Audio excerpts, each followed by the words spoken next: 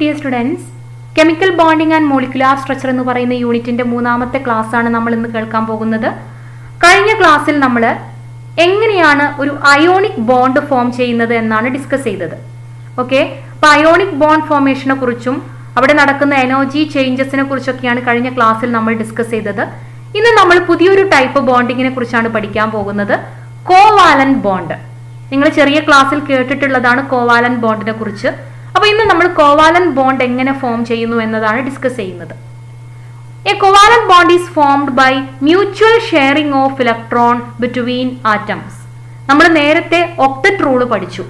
ഒരു ആറ്റം എപ്പോഴും അതിന്റെ വാലൻസ് ഷെല്ലിൽ 8 ഇലക്ട്രോൺ അല്ലെങ്കിൽ ഒക്ടറ്റ് കംപ്ലീറ്റ് ചെയ്യുന്നതിന് വേണ്ടി ശ്രമിക്കുന്നു. ഒക്ടറ്റ് കംപ്ലീറ്റ് ചെയ്താൽ മാത്രമേ അതിന് സ്റ്റേബിൾ ആവാൻ പറ്റുന്നുള്ളൂ. അങ്ങനെ ഒക്ടറ്റ് കംപ്ലീറ്റ് ചെയ്യുന്നതിന് വേണ്ടി അത് മറ്റൊരു ആറ്റവുമായിട്ട് കമ്പൈൻ ചെയ്യുന്നു. എങ്ങനെയാണ് കമ്പൈൻ ചെയ്യുന്നത്? ഒരുപക്ഷെ ഇലക്ട്രോണുകളെ ഡൊണേറ്റ് ചെയ്യുക, ഒരു ആറ്റത്തിൽ നിന്ന് മറ്റൊരു ആറ്റത്തിലേക്ക് ഇലക്ട്രോണിനെ ട്രാൻസ്ഫർ ചെയ്യുന്നത് വഴിയായിരിക്കാം. അങ്ങനെ ട്രാൻസ്ഫർ ചെയ്യുന്നത് വഴിയാണ് ആറ്റങ്ങൾ തമ്മിൽ കമ്പൈൻ ചെയ്യുന്നതെങ്കിൽ അങ്ങനെ ഫോം ചെയ്യുന്ന ബോണ്ടിനാണ് നമ്മൾ അയോണിക് ബോണ്ട് എന്ന് പറഞ്ഞത്. എന്നാൽ ഒക്ടറ്റ് കംപ്ലീറ്റ് ചെയ്യുന്നതിന് വേണ്ടി ഒരു ആറ്റം മറ്റൊരാറ്റവുമായിട്ട് ഇലക്ട്രോണിനെ ഷെയർ ചെയ്യുകയാണെങ്കിൽ അങ്ങനെ ഫോം ചെയ്യുന്ന ബോണ്ടിനെ വിളിക്കുന്ന പേരാണ് കോവാലന്റ് ബോണ്ട്. ഓക്കെ, അപ്പൊ എങ്ങനെയാണ് കോവാലന്റ് ബോണ്ട് ഫോം ചെയ്യുന്നത്? A covalent bond is formed by mutual sharing of electron between atoms. ആറ്റങ്ങൾ തമ്മിൽ ഇലക്ട്രോണുകളെ ഷെയർ ചെയ്യുന്നത് വഴി ഫോം ചെയ്യുന്ന ബോണ്ടിനെയാണ് കോവാലന്റ് ബോണ്ട് എന്ന് വിളിക്കുന്നത്. ഓക്കെ, അപ്പോ the atom involved in covalent bond formation contribute equal number of electrons for sharing. രണ്ട് ആറ്റങ്ങൾ തമ്മിൽ കോവാലന്റ് ബോണ്ട് ഫോം ചെയ്യുമ്പോൾ രണ്ട് ആറ്റങ്ങളും ഇലക്ട്രോണുകളെ ഈക്വൽ ആയിട്ടായിരിക്കും ഷെയർ ചെയ്യുന്നത്. അതായത് ഒരു ആറ്റം ഒരു ഇലക്ട്രോണിനെയാണ് ഷെയർ ചെയ്യുന്നതെങ്കിൽ തൊട്ടടുത്ത ആ ഷെയർ ചെയ്യുന്ന ആറ്റം ഒരു ഇലക്ട്രോണിനെ ഇങ്ങോട്ടും ഷെയർ ചെയ്യാൻ കൊടുക്കുന്നുണ്ട്. മ്യൂച്വൽ ഷെയറിംഗ് ആണ് അവിടെ നടക്കുന്നത്. ഓക്കെ, അങ്ങനെ ഫോം ചെയ്യുന്ന ബോണ്ടാണ് കോവാലന്റ് ബോണ്ട് എന്ന് പറയുന്നത്.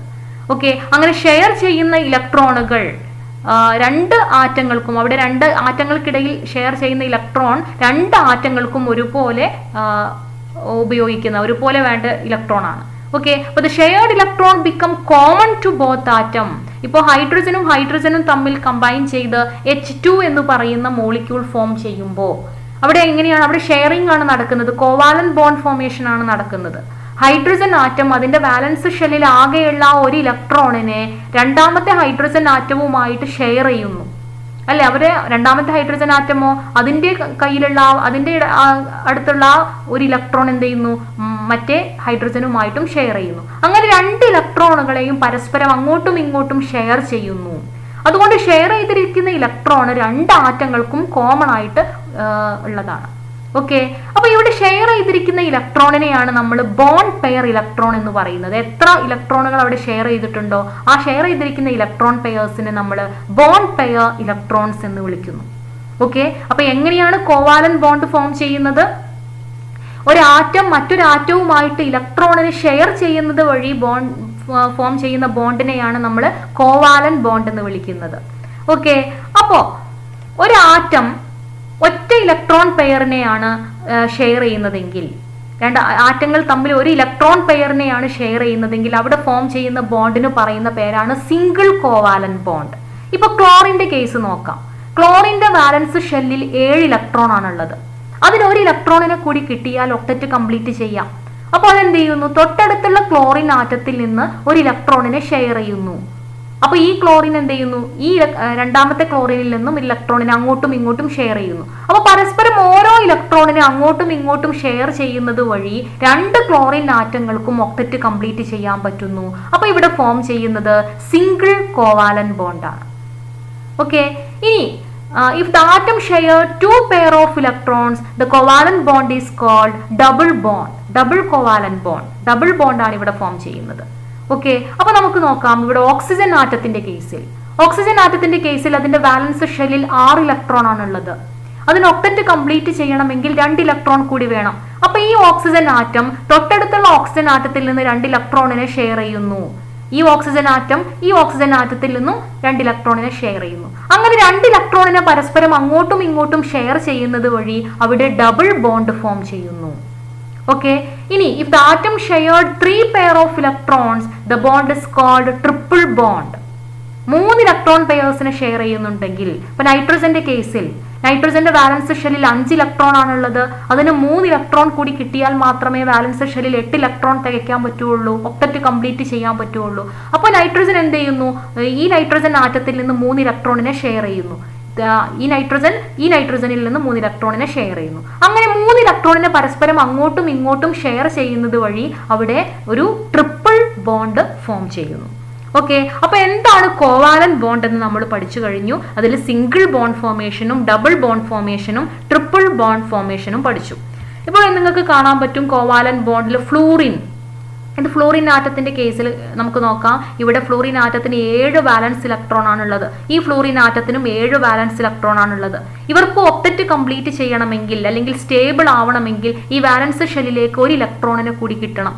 അപ്പൊ ഈ 2 ഫ്ലൂറിൻ ആറ്റങ്ങളും പരസ്പരം ഓരോ ഇലക്ട്രോണിനെ എന്ത് ചെയ്യുന്നു? അങ്ങോട്ടും, ഈ ഫ്ലൂറിൻ ആറ്റം ഈ 1 ഇലക്ട്രോണിനെ ഇങ്ങോട്ടും ഷെയർ ചെയ്യുന്നു. ഇവിടെ നമുക്ക് കാണാം ഈ ഫ്ലൂറിൻ ആറ്റത്തിന്റെ 1 ഇലക്ട്രോണിനെ ഈ ഫ്ലൂറിനും, ഈ ഫ്ലൂറിൻ ആറ്റത്തിന്റെ 1 ഇലക്ട്രോണിനെ ഈ ഫ്ലൂറിൻ ആറ്റത്തിനും പരസ്പരം ഷെയർ ചെയ്യുന്നു. അവിടെ 2 ഇലക്ട്രോണുകൾ അവിടെ പരസ്പരം ഷെയർ ചെയ്യുന്നു. ഈ 2 ഇലക്ട്രോണുകൾ ഈ 2 ആറ്റങ്ങൾക്കും കോമൺ ആണ്.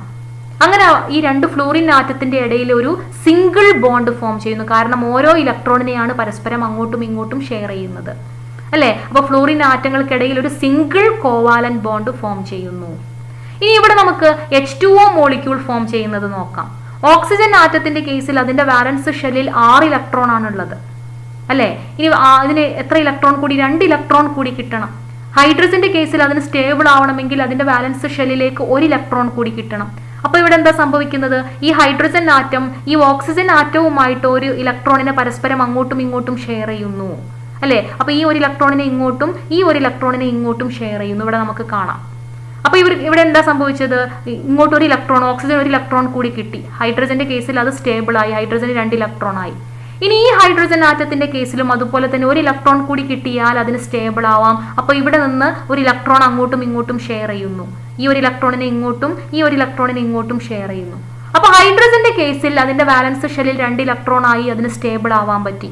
ഓക്സിജന്റെ കേസിൽ ഓൾറെഡി അതിന് വാലൻസ് ഷെല്ലിൽ 6 ഇലക്ട്രോൺ ആണ് ഉണ്ടായിരുന്നത്. ഈ ഹൈഡ്രജന്റെ 1 ഇലക്ട്രോണിനെയും ഈ ഹൈഡ്രജന്റെ 1 ഇലക്ട്രോണിനെയും ഷെയർ ചെയ്യുന്നത് വഴി അത് 8 ഇലക്ട്രോൺ ആയിട്ട് മാറി. അപ്പോൾ ഓക്സിജനും സ്റ്റേബിൾ ആവാൻ പറ്റി.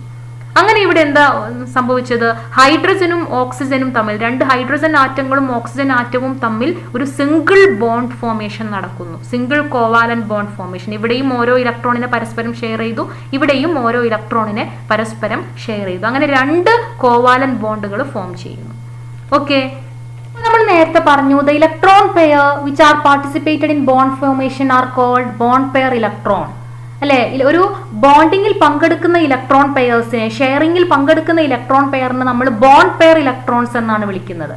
എന്നാൽ ആ ആറ്റത്തിൽ തന്നെ ഷെയറിംഗിൽ പങ്കെടുക്കാതിരിക്കുന്ന ഇലക്ട്രോണുകൾ ഉണ്ടായിരിക്കും. The electron pair which are not involved in sharing are called non bonded electrons അല്ലെങ്കിൽ ലോൺ പെയർ ഇലക്ട്രോൺ.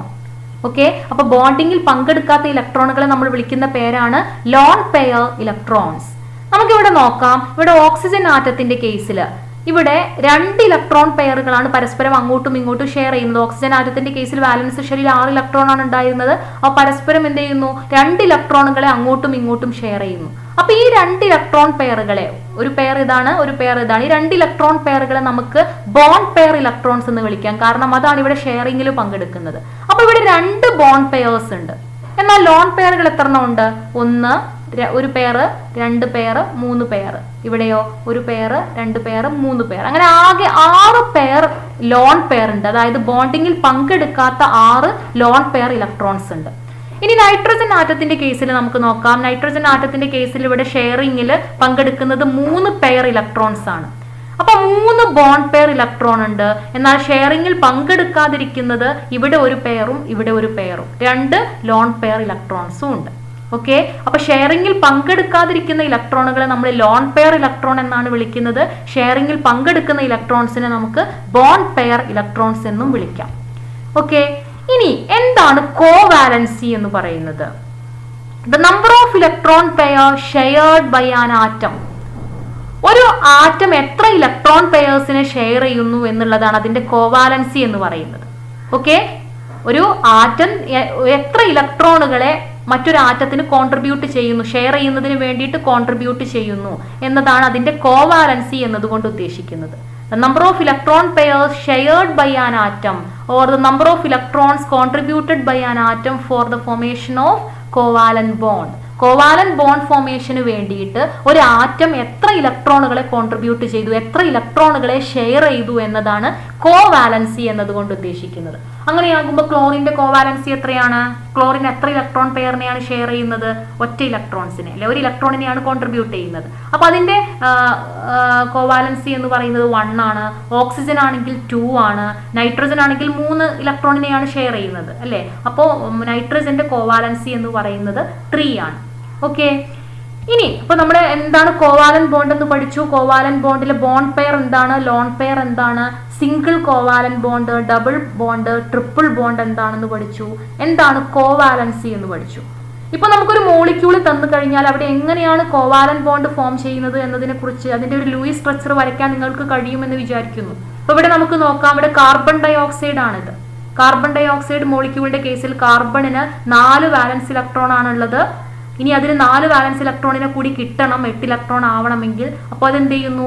ഓക്സിജൻ ആറ്റത്തിൽ നിന്ന് 2 ഓക്സിജൻ ആറ്റത്തിൽ നിന്ന് 2 ഇലക്ട്രോണുകളെ വീതം ഷെയർ ചെയ്യുന്നു. ഇതൊരു ഓക്സിജൻ ആറ്റമാണ്. ഈ ഓക്സിജൻ ആറ്റത്തിന് 6 ഇലക്ട്രോൺ ഉണ്ട്. 1 2 3 4 5 6 അല്ലേ. അപ്പൊ ഇവിടെ എന്ത് ചെയ്യുന്നു?